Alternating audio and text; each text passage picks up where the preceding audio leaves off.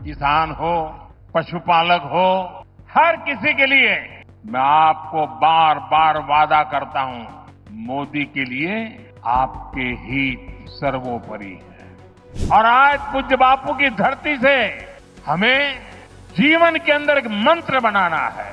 हम जो भी खरीदेंगे वो मेड इन इंडिया होगा। दुनिया में आर्थिक स्वार्थ वाली राजनीति सब कोई अपना करने में लगा है। उसे हम भली भांति देख रहे हैं। मैं अहमदाबाद की इस धरती से अपने लघु उद्यमियों से कहूंगा, मेरे छोटे छोटे दुकानदार भाई बहनों से कहूंगा, मेरे किसान भाइयों से कहूंगा, मेरे पशुपालक भाई बहन से कहूंगा, और मैं गांधी की धरती पे से बोल रहा हूं, मेरे देश के लघु उद्यमी हो, किसान हो, पशुपालक हो, हर किसी के लिए मैं आपको बार बार वादा करता हूं, मोदी के लिए आपके हित सर्वोपरि है।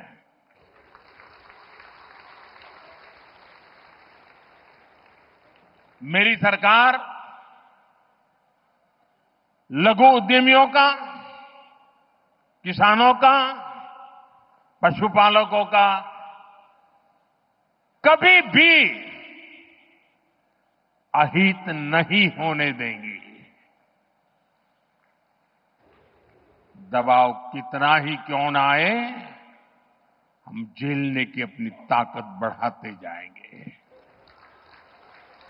साथियों, मानसून के इस सीजन में गुजरात में भी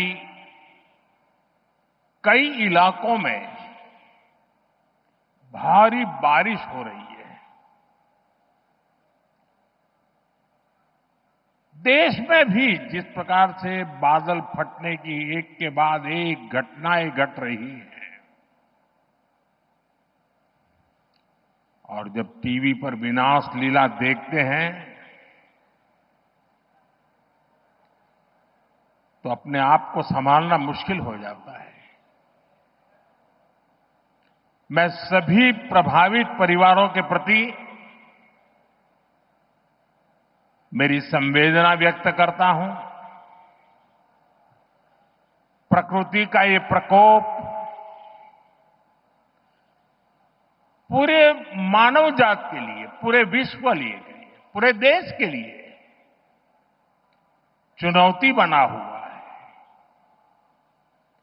केंद्र सरकार सभी राज्य सरकारों के साथ मिलकर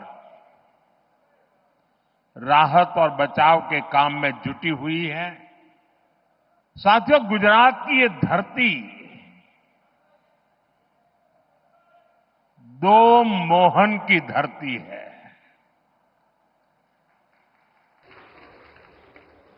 एक सुदर्शन चक्रधारी मोहन यानी हमारे द्वारकाधीश श्री कृष्ण, और दूसरे चरखाधारी मोहन यानी साबरमती के संत पूज्य बापू। भारत आज इन दोनों के दिखाए रास्ते पर चलकर के निरंतर सशक्त होता जा रहा है।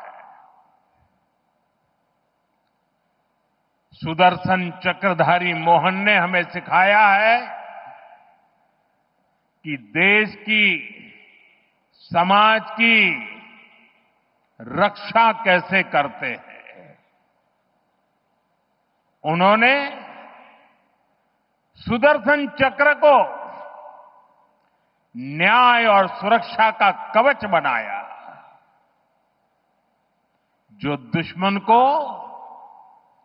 पाताल में भी खोज कर सजा देता है। और यही भाव आज भारत के फैसलों में भी देश अनुभव कर रहा है। देश नहीं, दुनिया अनुभव कर रही है।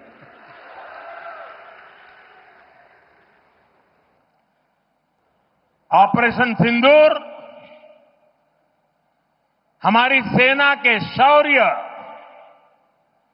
और सुदर्शन चक्रधारी मोहन के भारत की इच्छा शक्ति का प्रतीक बन गया है। साथियों, चरखाधारी मोहन हमारे पूज्य बापू ने भारत की समृद्धि का रास्ता स्वदेशी में बताया था।